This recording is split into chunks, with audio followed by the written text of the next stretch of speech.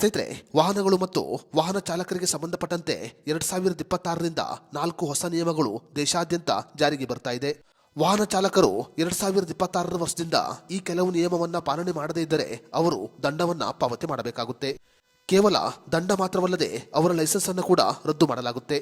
ಹಾಗಾದ್ರೆ 2026ರಲ್ಲಿ ವಾಹನಗಳು ಮತ್ತು ವಾಹನ ಚಾಲಕರಿಗೆ ಸಂಬಂಧಪಟ್ಟಂತೆ ದೇಶಾದ್ಯಂತ ಜಾರಿಗೆ ಬರುತ್ತಿರುವ 4 ಹೊಸ ನಿಯಮಗಳು ಏನು ಅನ್ನೋದರ ಬಗ್ಗೆ ಸಂಪೂರ್ಣ ಮಾಹಿತಿಯನ್ನ ಈ ವಿಡಿಯೋದಲ್ಲಿ ನಾವು ನಿಮಗೆ ತಿಳಿಸಿಕೊಡ್ತೀವಿ.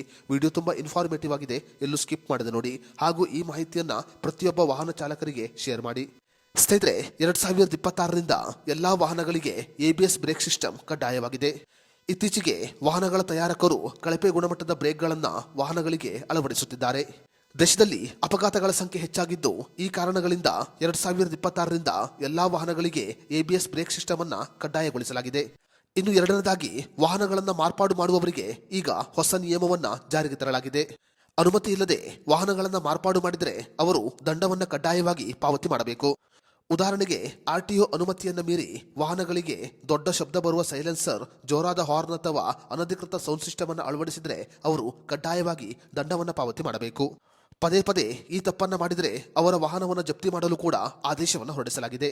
ಇನ್ನು ಮೂರನೇದಾಗಿ, 2026ರಿಂದ ಎಲ್ಲಾ ವಾಹನಗಳಿಗೆ HSRP ನಂಬರ್ ಪ್ಲೇಟ್ ಕಡ್ಡಾಯವಾಗಿದೆ. ದೇಶದಲ್ಲಿ HSRP ನಂಬರ್ ಪ್ಲೇಟ್ ಅನ್ನ ಈಗಾಗಲೇ ಕಡ್ಡಾಯಗೊಳಿಸಲಾಗಿದೆ. ಆದರೂ ಕೂಡ ಕೆಲವು ವಾಹನಗಳ ಮಾಲೀಕರು ಇನ್ನೂ ಕೂಡ ತಮ್ಮ ವಾಹನಕ್ಕೆ HSRP ನಂಬರ್ ಪ್ಲೇಟ್ ಅನ್ನು ಅಳವಡಿಸದೇ ಇರುವುದು ಸರ್ಕಾರದ ಗಮನಕ್ಕೆ ಬಂದಿದೆ. 2026ರಿಂದ HSRP ನಂಬರ್ ಪ್ಲೇಟ್ ಇಲ್ಲದ ವಾಹನಗಳು ರಸ್ತೆಗೆ ಬಂದರೆ ಆ ವಾಹನವನ್ನ ಸೀಸ್ ಮಾಡಲಾಗುತ್ತೆ. ಇನ್ನು ಕೊನೆಯದಾಗಿ, ಬಸ್ ಮತ್ತು ದೊಡ್ಡ ವಾಹನಗಳಿಗೆ ಸೆಕ್ಯೂರಿಟಿ ಫೀಚರ್ ಅನ್ನ ಕಡ್ಡಾಯವಾಗಿ ಅಳವಡಿಸಬೇಕು. ಉದಾಹರಣೆಗೆ, ಆಟೋ ಎಮರ್ಜೆನ್ಸಿ ಬ್ರೇಕಿಂಗ್ ಸಿಸ್ಟಮ್ ಅನ್ನ ಕಡ್ಡಾಯವಾಗಿ ಅಳವಡಿಸಬೇಕು. ಅದೇ ರೀತಿಯಲ್ಲಿ ವಾಹನಗಳಿಗೆ ಲೇನ್ ಡಿಪಾರ್ಚರ್ ವಾರ್ನಿಂಗ್ ಸಿಸ್ಟಮ್ ಅನ್ನ ಅಳವಡಿಸಬೇಕು.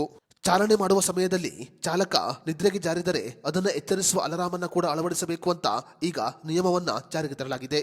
ಅದೇ ರೀತಿಯಲ್ಲಿ ಹೆಲ್ಮೆಟ್ ನಿಯಮವಾಗಿರಬಹುದು, ಸೀಟ್ ಬೆಲ್ಟ್ ನಿಯಮವಾಗಿರಬಹುದು ಅಥವಾ ಮದ್ಯಪಾನ ನಿಯಮವಾಗಿರಬಹುದು. 2026ರಿಂದ ಕಠಿಣ ನಿಯಮಗಳು ಜಾರಿಗೆ ಬರ್ತಾ ಇದೆ. 2026ರಿಂದ ಈ ನಿಯಮಗಳನ್ನು ಪಾಲನೆ ಮಾಡದೇ ಇದ್ದರೆ ಕಡ್ಡಾಯವಾಗಿ ದಂಡವನ್ನು ಪಾವತಿ ಮಾಡಬೇಕಾಗುತ್ತೆ.